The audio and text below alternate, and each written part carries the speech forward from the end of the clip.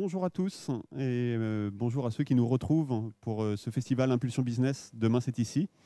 On arrive donc dans le dernier atelier consacré à cette matinée qui était tournée autour du plan de relance notamment. Cette intervention est proposée par Stéphane Cassis et Anaïs Gosset de la CCI et abordera tout ce qui concerne la vente en ligne et les outils qui sont les plus appropriés pour vous permettre de vendre en ligne. Vous y retrouvez par rapport à tout ce qui est possible à mettre en place. C'est comme tous les ateliers qu'on a eus au cours de ce festival, un atelier qui est interactif. Donc on a Thomas Le Goupil qui est caché derrière l'écran, mais qui répond au chat en direct et puis qui renvoie les questions à nos collaborateurs. Donc surtout, n'hésitez pas à interagir pour qu'on puisse apporter des réponses à vos besoins plus spécifiquement.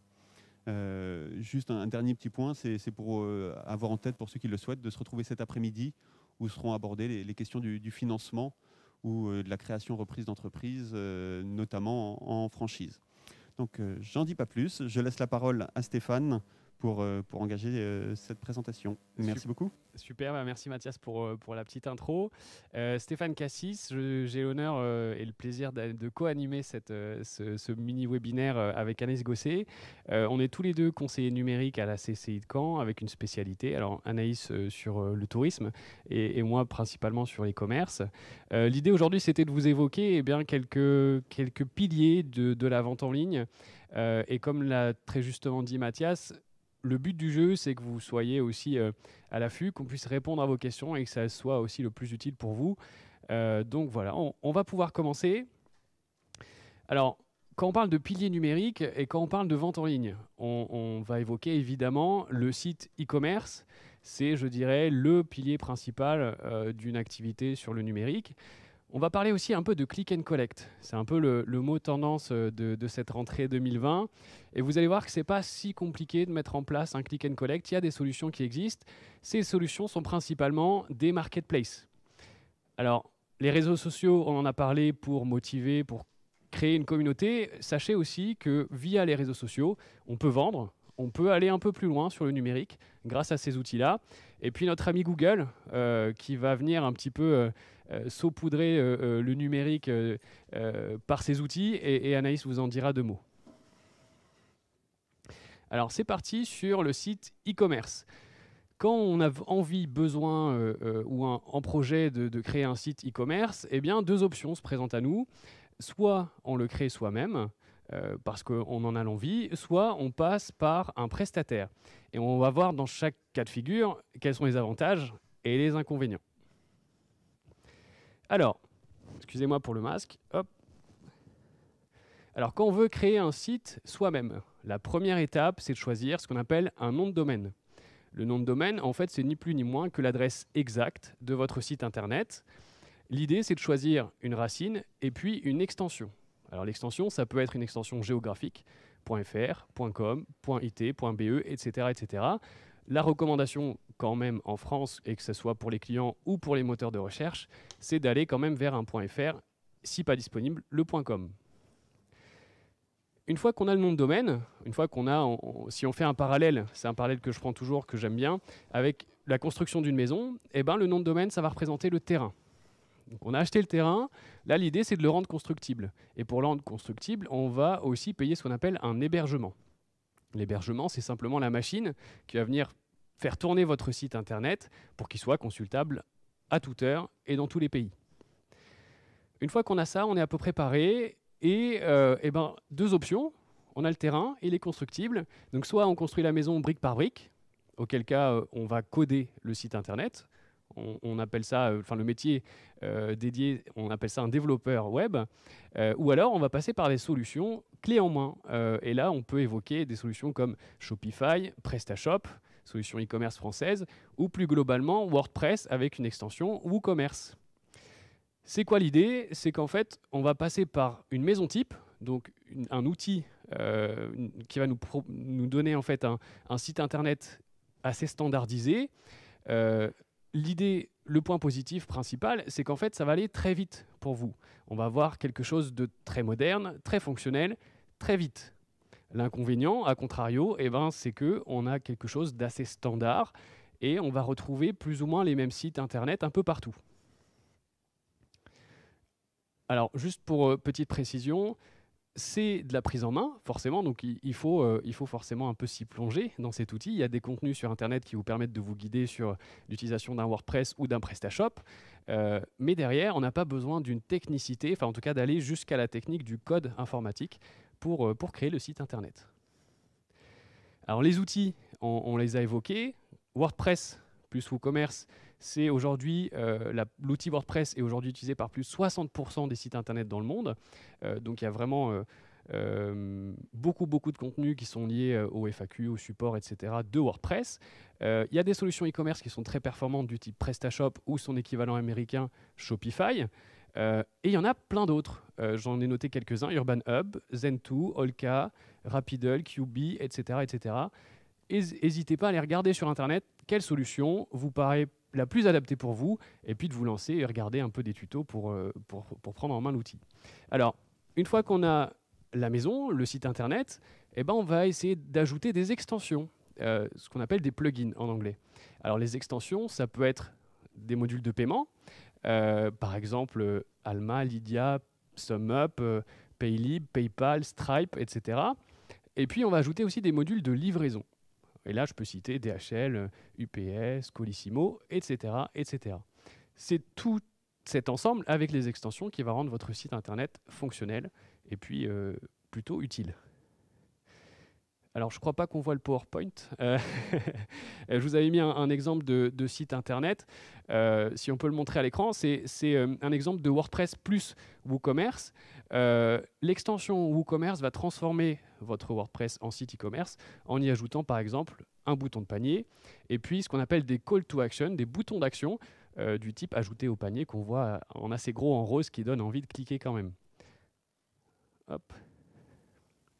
Alors, sachez quand même que quand on crée un site internet, il ne faut pas faire n'importe quoi. C'est du travail, il faut créer les contenus, déjà c'est la première chose. Il ne faut pas hésiter à créer des fiches produits très complètes parce que, 1, ça va rassurer le client et 2, ça va contribuer à ce qu'on appelle le référencement naturel.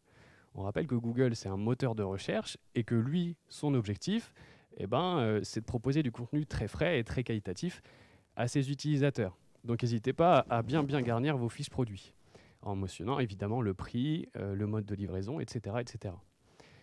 Il y a des informations légales à respecter quand on crée un site internet, notamment les conditions générales de vente. Donc ça, on peut faire appel à un avocat, il y a des modèles sur internet, il faut là aussi faire très attention, prendre le temps, demander du conseil pour ne pas faire n'importe quoi sur ce sujet-là.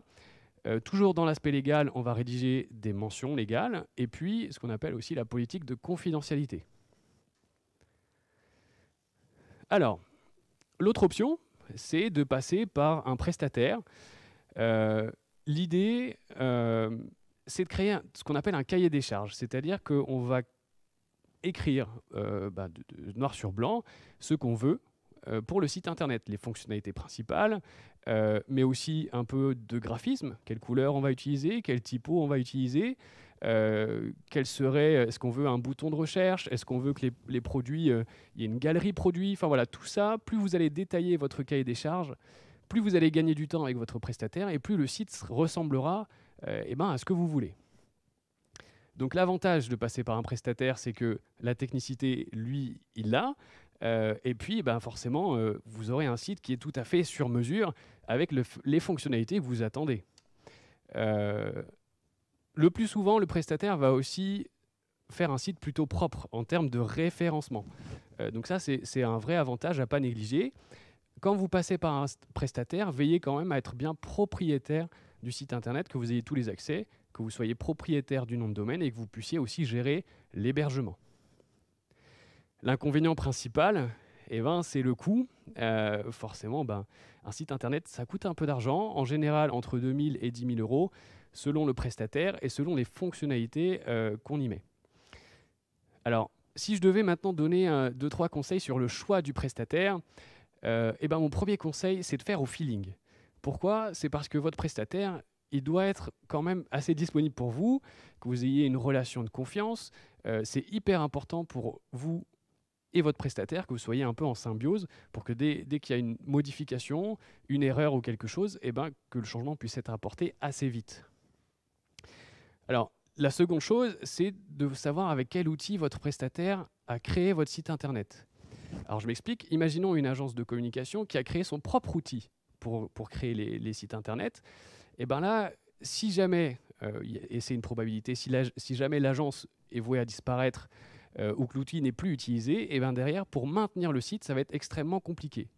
Donc, mon conseil, moi, c'est plutôt de choisir des outils qui sont là depuis très longtemps, du type WordPress ou PrestaShop, par exemple.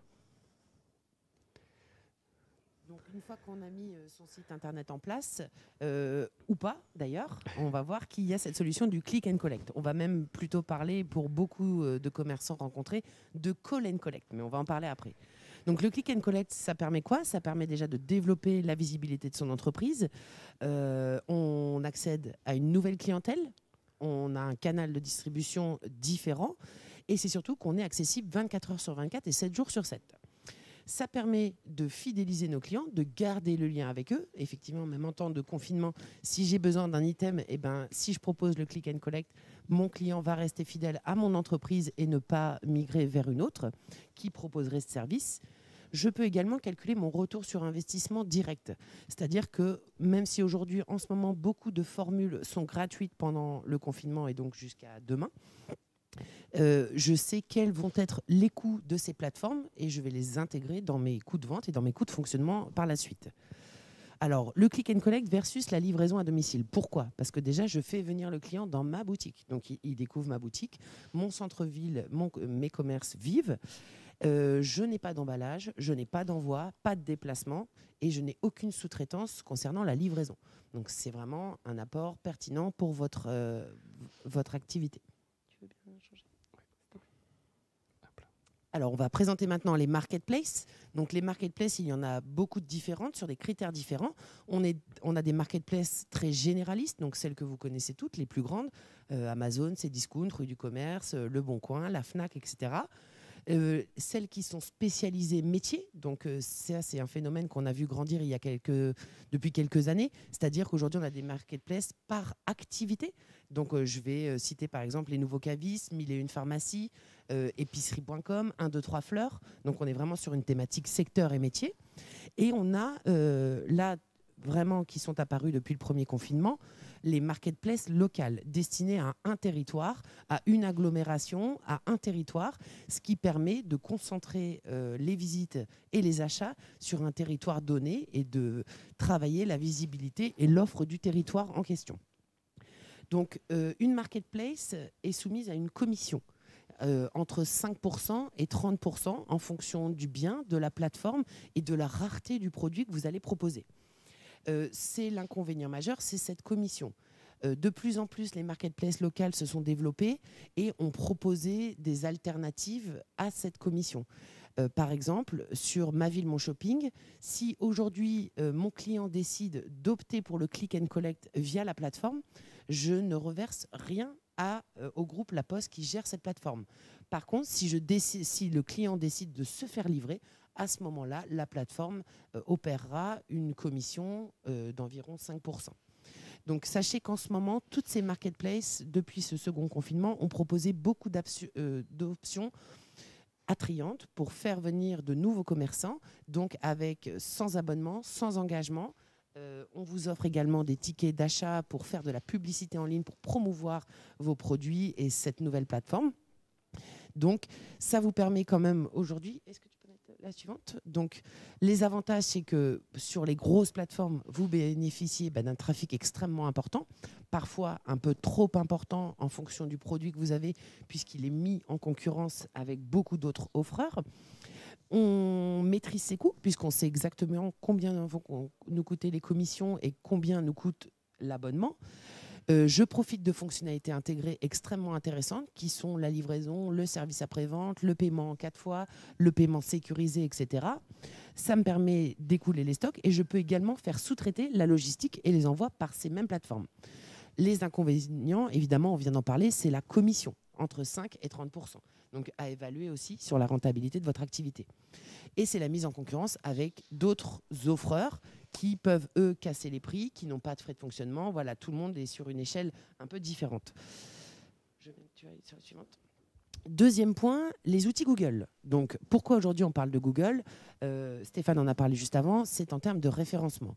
Plus de 9 utilisateurs sur 10 en France vont utiliser l'outil de recherche Google. Donc, la première porte d'entrée, c'est que si je tape le nom de l'entreprise ou ce que je recherche exactement, vont s'afficher des propositions. Là aussi, c'est le travail de référencement naturel que Stéphane abordait juste avant. Cette fiche d'identité qui se présente lorsque je tape le nom de votre entreprise, on peut la prendre en charge en main à 100%. C'est-à-dire que moi, je vais mettre des informations qui sont pertinentes et qui vont permettre à Google de proposer mon entreprise en fonction de la pertinence des informations qui ont été demandées. Par exemple, l'exemple qu'on avait pu mettre, je peux aujourd'hui, si je suis un restaurant ou un commerce, indiquer si je fais de la vente à emporter. Ce qui veut dire si je recherche un item vêtement quand, si moi, sur ma fiche Google My Business, j'ai affiché que je faisais de la vente à emporter, forcément, Google va me proposer en priorité par rapport à d'autres commerces qui ne le feraient pas. Deuxième chose, sur ce même outil Google My Business, je peux mettre des informations relatives au Covid. C'est-à-dire que là, j'annonce la réouverture de mon commerce, quelles vont être les conditions d'accueil, combien de personnes je vais pouvoir accueillir, est-ce que mes cabines, par exemple, d'essayage sont ouvertes dès demain. Je vais pouvoir donner toutes ces infos à mes clients bien avant qu'ils aient pris la décision de venir jusqu'à mon commerce. Je vais pouvoir également utiliser le système Google AdWords, Google Ads, donc le système de publicité payant sur Google. Ça va me permettre d'assurer la promotion de mon activité et de mes produits. Pourquoi pas de mettre en avant des produits recherchés, par exemple, bon cadeau de Noël. Je vais pouvoir cibler ma clientèle. Informations sur la zone géographique, les critères démographiques, les centres d'intérêt, et seulement ces personnes vont être touchées. Donc, je maximise mon retour sur investissement. Je vais pouvoir, c'est moi qui vais choisir aussi ce que je souhaite faire de cette campagne Google AdWords. Est-ce que je veux que les gens aillent sur mon site web? Est-ce que je veux générer des appels? Est-ce que je veux récupérer des adresses mail? C'est donc moi qui vais définir de A à Z mon cahier des charges. Donc l'avantage, je maîtrise mon budget totalement puisque c'est moi qui fixe le montant de mon investissement. Google aussi me fait un rapport constant, ce qui veut dire que je vais pouvoir évaluer la pertinence de mes actions en quelques heures et quelques jours. Donc si je vois qu'au premier jour, je me suis peut-être trompé de cible, je vais réaffiner cette cible et donc retravailler cette campagne. Évidemment, l'apogée des réseaux sociaux et du numérique s'est opéré cette année en 2020 avec la mise en avant des activités et des services des entreprises via les réseaux sociaux. Pourquoi? Parce que tous ceux qui n'étaient pas équipés aujourd'hui d'un site e-commerce ou d'un site vitrine ont pu eux aussi communiquer avec leurs clients, garder le lien et proposer aussi des offres et des produits. Donc, le premier réseau dont on va parler, c'est bien évidemment Facebook, puisque la majorité des entreprises aujourd'hui disposent d'un Facebook, d'une page professionnelle. Il y a un outil qu'on appelle Facebook Boutique, donc Facebook Shopping. C'est un outil 100% gratuit, donc je vais pouvoir clairement créer un catalogue qui est accroché à mon Facebook, donc avec l'identité de mon entreprise. L'inconvénient, c'est que c'est une vitrine, mais je ne peux pas finaliser d'achat aujourd'hui sur Facebook. Donc, soit je renvoie mes clients vers mon site e-commerce si je dispose d'un site e-commerce, mais si je n'en dispose pas, les gens peuvent alors m'envoyer un message sur Messenger, me téléphoner, et donc c'est bien là qu'on parle de call and collect. La majorité des commerçants ont plus fait du call and collect pendant ce deuxième confinement que du click and collect, pour tous ceux qui ne disposent pas d'un site e-commerce. Donc la fonctionnalité shopping, je garde un contact avec ma clientèle. Ça me permet d'avoir un catalogue qui recense une partie de mes offres et de mes produits. Ça me permet aussi évidemment de toucher de nouvelles personnes, de rediriger les flux vers mon site web et d'être un complément de la publicité que je pourrais mener sur Google ou sur les autres médias. Les inconvénients, je le disais juste avant, pas de vente directe. Donc, difficile d'évaluer aussi le retour de personnes ou de commandes qui se sont produites suite à la consultation de mon Facebook Shopping. Par contre, je peux évidemment parcourir mes statistiques pour voir s'il y a eu un tremplin vers cette plateforme et si c'est pertinent pour mon activité. Donc, La publicité sur Facebook, donc on en a parlé juste avant pour Google Ads, eh bien il existe maintenant aussi le Facebook Ads qui reprend les mêmes critères que Google puisque Facebook a été racheté par Google, donc tout le monde aujourd'hui fait la même politique, ce qui permet à tous d'avoir des outils simples d'utilisation. Ma publicité, c'est pareil, je vais pouvoir cibler les personnes, l'âge, le territoire, donc c'est ça qui va être très important, surtout en temps de confinement. Je vais pouvoir analyser d'où viennent mes flux et donc centrer mes publicités payantes vers ces flux. Donc vous voyez, il y a 2 exemples. Je peux proposer une nouvelle offre et rediriger tout de suite via un bouton d'action, un call to action, vers profiter de cette offre, consulter nos offres, consulter notre site internet ou même par exemple prendre rendez-vous. Ça, c'est une fonctionnalité qui a été mise en œuvre par Facebook depuis le premier confinement. C'est qu'aujourd'hui, je peux choisir d'intégrer un bouton sur ma page Facebook, par exemple réserver un créneau, ce qui me permet de réserver un créneau avec mon commerçant et d'établir une heure de rendez-vous pour retirer mes items. Donc, on a parlé de Facebook. Et maintenant, on va parler d'Instagram. Donc, en fonction de l'activité que vous avez, vous êtes présent ou non sur Instagram. Instagram, c'est un outil qui est vraiment dédié à l'image. Donc, aujourd'hui, c'est vrai qu'il faut évaluer avant la pertinence d'intégrer Instagram, puisque ce n'est pas forcément fait pour toutes les activités. Même si aujourd'hui, on peut basculer nos posts de Facebook à Instagram ou d'Instagram à Facebook, en fonction de votre activité, ce n'est pas toujours pertinent parce que ce n'est pas forcément votre clientèle. Si vous avez des items qui sont propres et qui sont faits pour être sur Instagram, je parle du voyage, de la nourriture, de la mode, du bien-être, donc ça c'est vraiment des activités qui sont faites pour Instagram, je vais pouvoir également créer un Instagram Shopping. Donc pour cela, il faut d'abord au préalable que j'ai relié mon Facebook à mon Instagram et que je dispose d'une boutique déjà sur Facebook. Grâce à cela, je vais faire le lien entre les deux et je vais pouvoir faire des posts comme tous les jours, sauf que sur ces posts, je vais avoir un petit item panier qui annonce à mes clients qu'il y a la possibilité d'acheter un article qui est affiché sur ce post. Donc 2 possibilités, soit l'outil gratuit, et donc il y a une petite balise qui s'affiche sur le produit de mon post et je renvoie vers mon site e-commerce. Donc là, on est vraiment dans une formule 100% gratuite. Deuxième possibilité, je fais appel à un logiciel spécial que j'intègre à Instagram et à ce moment-là, les clients vont pouvoir directement réaliser l'achat depuis le post Instagram. Donc là, c'est quand même positif puisqu'on est en direct, on évite des étapes et donc on capte le client jusqu'au bout. Alors, effectivement, on a pas mal de petits leviers qu'on peut actionner sur le numérique.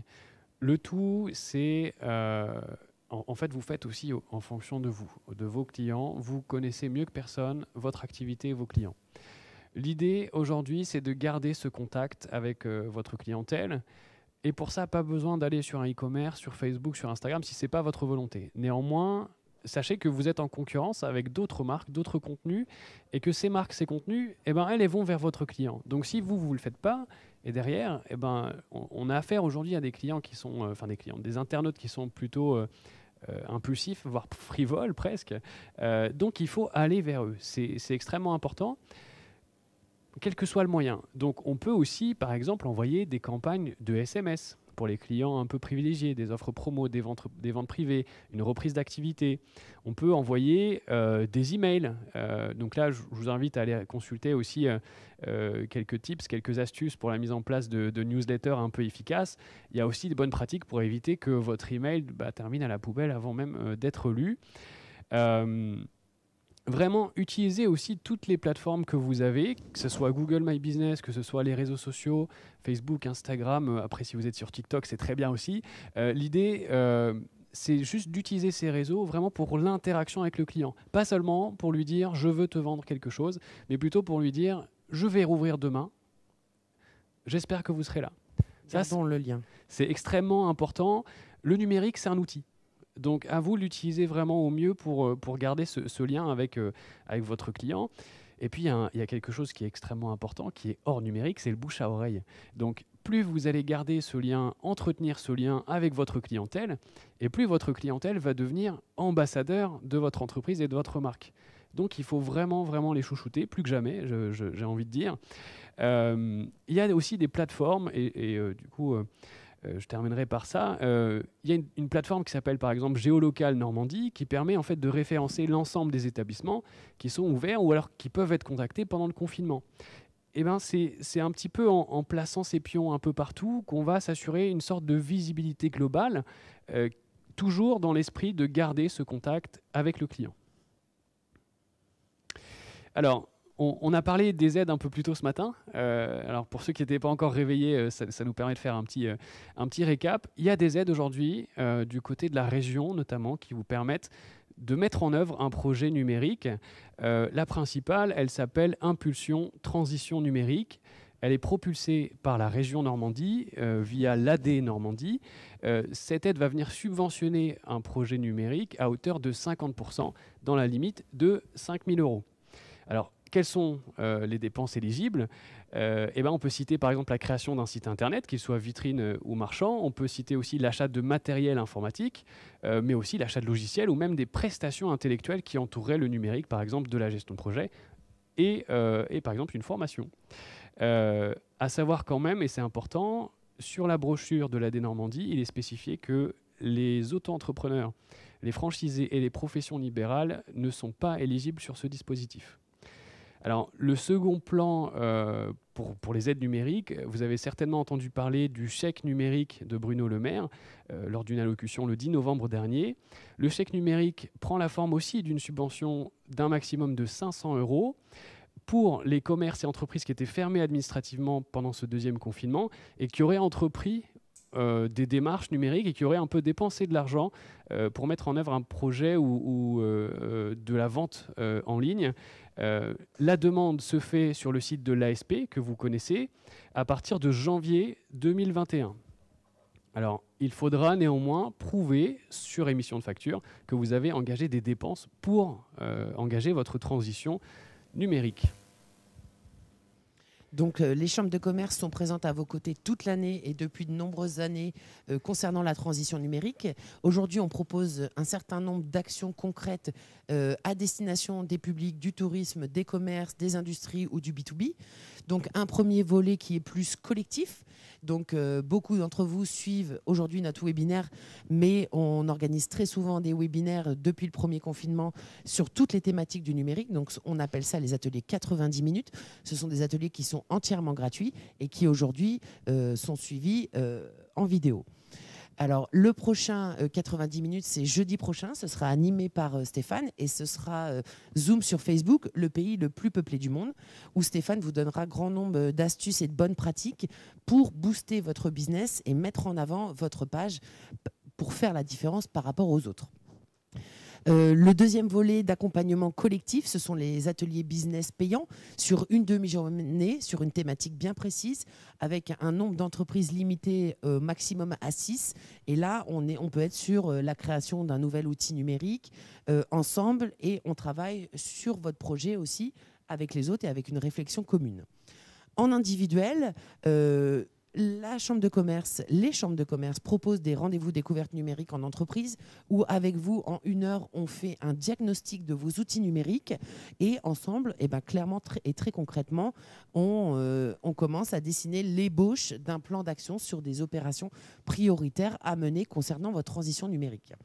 La deuxième phase d'accompagnement en individuel est sur mesure, et c'est ça qui est important, c'est performance numérique. Donc performance numérique, c'est une formation de 12 heures qui peut être prise en charge par vos organismes paritaires collecteurs et aussi par l'aide de la région. Donc là, c'est sur mesure, on travaille ensemble en individuel sur votre projet numérique. Ça peut être le lancement d'une application, la transition vers un site e-commerce, la création d'outils. Et même si vous avez des outils créés, on peut aller bien plus loin, travailler sur le référencement naturel, le référencement payant, les partenariats, la communication. Donc c'est vraiment un éventail global de tout ce que le numérique peut supputer comme question. Et évidemment, dans le cadre de l'accélérateur de projet, nous proposons également la gestion de projets numériques sur vos projets en devenant le bras droit de votre transition sur un projet que vous mèneriez de A à Z. Alors voilà pour aujourd'hui, on a été assez rapide, je crois. Donc si vous avez des questions, vraiment, faut pas hésiter. On est là aussi pour échanger et à la rigueur, je vais peut-être prendre un peu d'avance s'il n'y a pas de questions pour vous donner, pourquoi pas, un mini plan d'action à l'instant T. Imaginons que vous soyez dans l'optique de rouvrir demain. J'espère que c'est votre cas. Eh ben, qu'est-ce qu'on peut faire sur le numérique aujourd'hui pour préparer le terrain pour demain? Eh ben, la première des choses, c'est de bien vérifier sur votre fiche Google que l'établissement est bien mis ouvert, que les clients qui consultent l'Internet avant de venir vous voir eh ben, soient un peu rassurés, qu'ils puissent venir vous voir un peu sans la frayeur de vous voir fermé en tous les cas. Sur Google My Business, on peut mettre, comme l'a dit Anaïs, une petite actualité pour dire que, eh ben, on est ouvert. Le deuxième point, sur les réseaux sociaux, communiquer en ce sens-là, que ce soit Instagram, Facebook, quel que soit le réseau que vous utilisez, même LinkedIn, on n'en a pas parlé, mais sur LinkedIn, c'est aussi valable, pour vraiment multiplier un peu les points de contact et passer l'info le plus possible. Le deuxième volet, ça sera en magasin, et dès demain, invitez vraiment vos clients à vous suivre sur Internet, à vraiment suivre votre actualité, parce que c'est eux que vous allez pouvoir capter demain, et c'est eux qui vont pouvoir aussi être les ambassadeurs de votre marque, et plus que jamais, vraiment, chouchouter vos clients, parce que Internet, c'est un peu la jungle, qu'on se le dise. Donc vraiment, n'hésitez pas à être créatif, il faut y aller, et nous, on est là aussi pour vous aider si vous avez des inquiétudes. Merci à vous deux pour cette présentation très claire. Compte tenu qu'il n'y ait pas de multitude de questions, j'en déduis que le public a trouvé ça clair aussi. Ce que je vous propose, c'est de faire une petite pause déjeuner et de se retrouver cet après-midi pour la suite du festival, où donc là on abordera la question des financements, quelle que soit la nature de votre entreprise, et pas seulement les financements liés à la crise. On est vraiment sur les financements au sens large et comment mobiliser des crédits pour développer votre activité ou lancer votre projet. Donc on se retrouve à 14 h. Alors par contre, il faut être vigilant, ce n'est pas avec le même lien que ce matin. Si vous n'êtes pas encore inscrit à l'atelier cet après-midi, je vous invite à retourner sur le site www.impulsion-business.com et à vous inscrire aux ateliers cet après-midi pour pouvoir en profiter. Et la suite sera consacrée à la transmission, reprise d'entreprise, et notamment sous forme de franchise. Donc on a encore une après-midi complète à passer ensemble. Et tout le contenu que vous avez eu aujourd'hui, n'hésitez pas aussi, on le retrouvera en ligne sur la chaîne YouTube de la CCI. Donc ce sera l'occasion de recreuser certains points à côté desquels vous auriez envie d'en savoir un peu plus, ou de le promouvoir auprès de personnes que cela pourrait intéresser.